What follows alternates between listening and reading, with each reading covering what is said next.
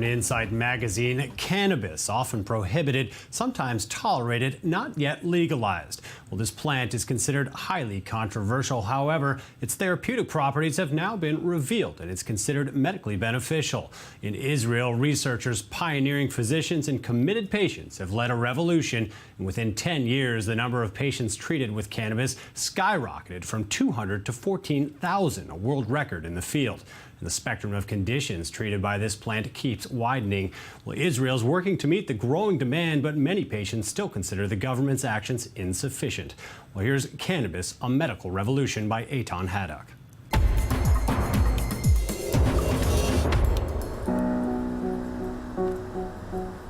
This morning, Misha, a 71-year-old retired truck driver, came with his son for an unusual medical examination at the Tikkun Olam Institute in Tel Aviv following a complicated surgery. I had a massive cervical spine surgery. I can't feel my head. I feel a weakness and pins and needles in my shoulders and my hands. I feel strong pains. I saw the treatment he received, and we know it didn't bring any improvement. So to begin with, I chose strong strains. Inbal Sikorin is a nurse licensed by the Ministry of Health to lead these sessions to initiate new patients to use cannabis. The first cigarette will be enough for 2-3 days, okay? The substance is inside. It's a shortened cigarette for this initiation. We'll smoke short puffs. Good luck.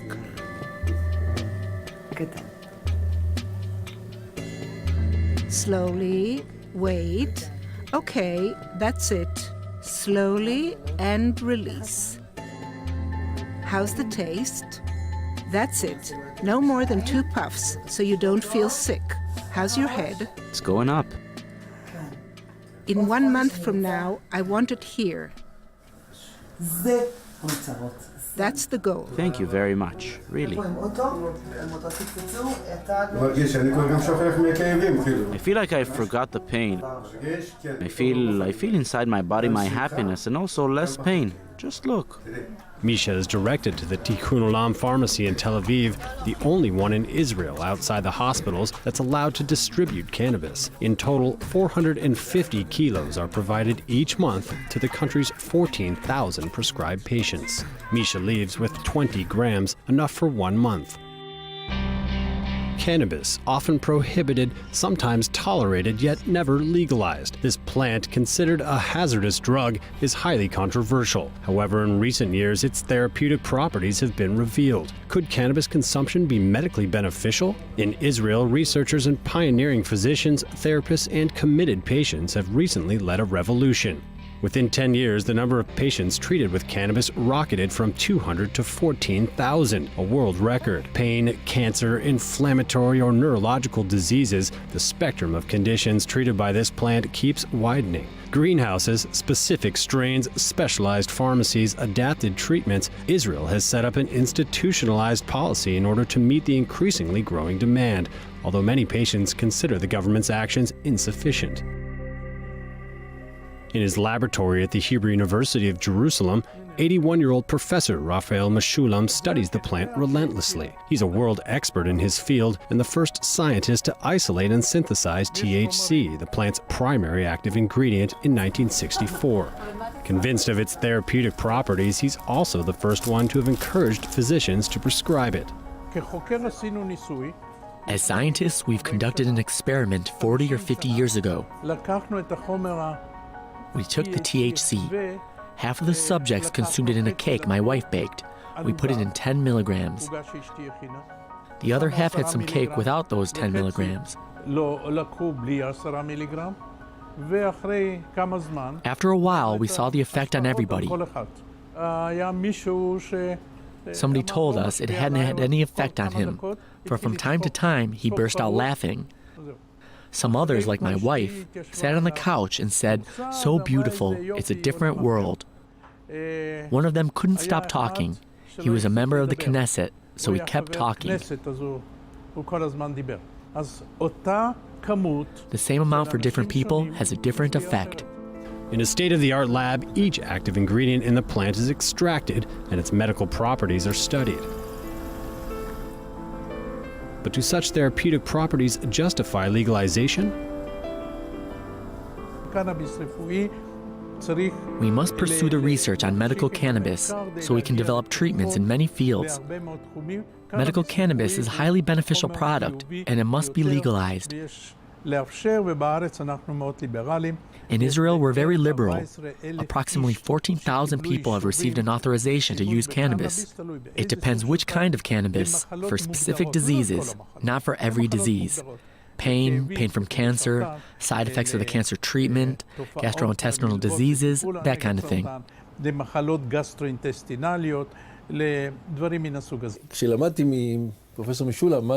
When I was taught by Professor Meshulam about the potential of cannabis, I understood this plant is actually a gift from God. It's nature's medicine factory. Professor Reuven Or is the head of the bone marrow transplant department at Hadassah Hospital in Jerusalem. For 10 years, he's successfully administered cannabis to his patients. He claims this plant offers many advantages. We were the first ones in the world to give cannabis to patients who had bone marrow transplant. One of the most amazing things about medical cannabis is that the addiction level is extremely low. Extremely low. Cannabis has been proven to be efficient in the treatment of neurological diseases where traditional medications are limited. Tom Kirsch from Kibbutz Gat suffers from Tourette's syndrome since the age of 6. Cannabis has changed his life. That's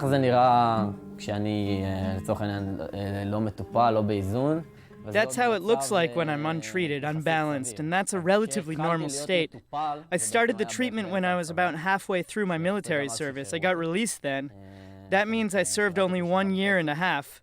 During the hospitalizations, they tried to give me all kinds of medications. That one gave me, how do they call it? Parkinsonism. It means that the tics stopped, but I had Parkinson's-like tremors instead. It took me a long time to get an authorization. It wasn't easy, but when I finally got it, it was magical, as you're about to see. In recent years, cannabis also turned out to be effective for extreme cases of epilepsy and Parkinson's disease, with spectacular results, further shaking up the convictions surrounding traditional medicine. And you inhale.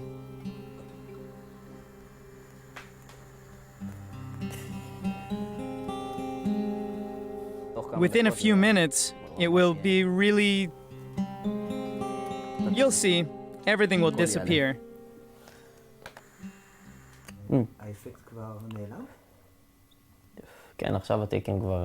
Yes, now the tics are... You can actually see. It will stop. Yes, that's how it works. Like a magic trick.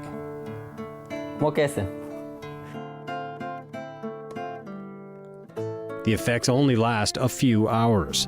And although cannabis doesn't cure the condition, it makes it bearable. We made our first steps 10 years ago, and then we started to realize there is a therapeutic potential for children as well. And that's amazing.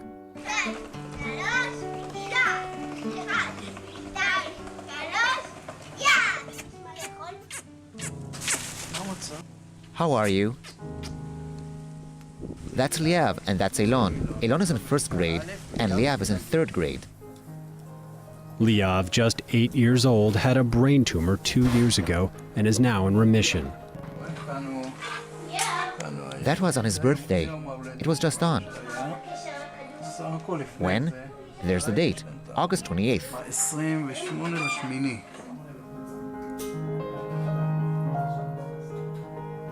An aggressive chemotherapy suppressed his appetite. His powerless parents could only watch as their child lost a third of his body weight.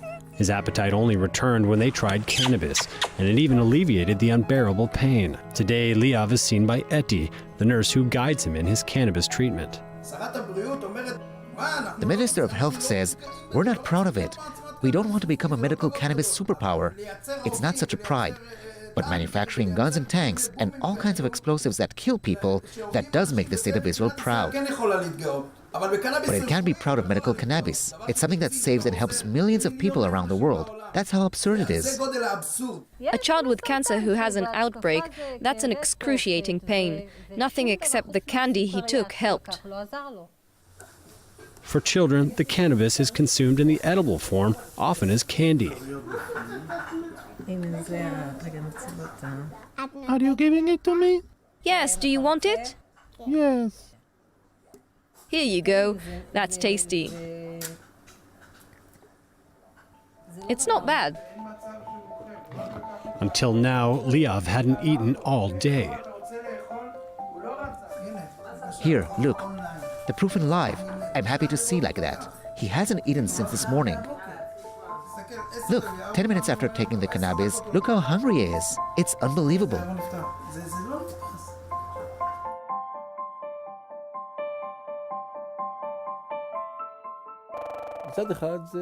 On the one hand, it's a dietary supplement created by God.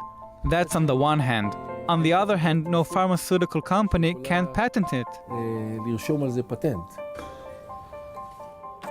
3 weeks after he began his treatment, we meet Misha at his home. But apparently there's a problem. How are you? How do you feel?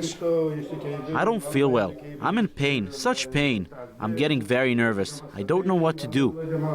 In only 10 days, Misha consumed his monthly prescription of cannabis. Deprived of its benefits, his pain torments him once again. Hopeless, Misha calls his nurse Inbal and tries to receive an additional dose for the pain. I've finished it all. I've been feeling well for 10 days. For the moment, you're allowed to get 20 grams. I'm asking you to divide them so there's enough for the whole month. That means every few hours, you take a few puffs and put the cigarette down. Thank you, thank you. She can't do anything. Only the doctor can.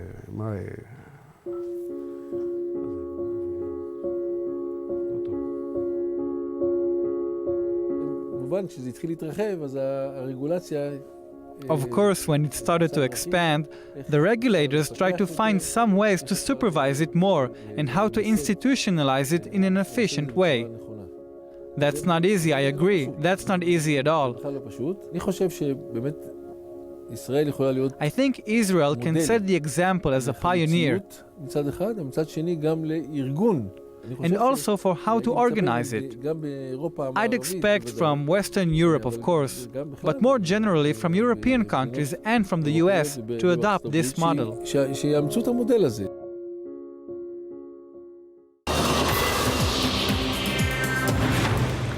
Joined in the studio by Eitan Haddock. Eitan, thanks for joining us tonight.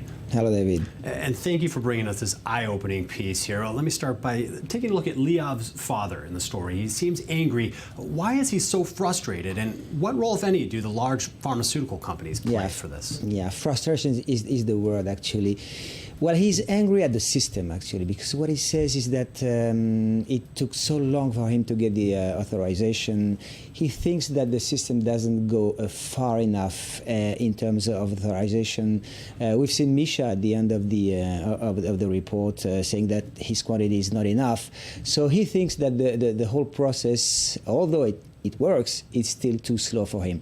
As for the company, the pharmaceutical company, well, some say that they might have a role in slowing the process because they are losing money, actually. His father, Yaakov, and other patient told me that they don't use their narcotics and their medicine anymore. They use the plants. So the business isn't completely behind it yet. Well, let's talk about someone like Liav, children being treated with this medication. I know that's very controversial, very progressive for Israel, especially in the field of epilepsy. Isn't that correct? I tell you, I just say what I quote Professor Reuven Or. This is extraordinary. To be able to treat children with cannabis is just extraordinary, not only for cancer, post-treatment of cancer, but also for epilepsy.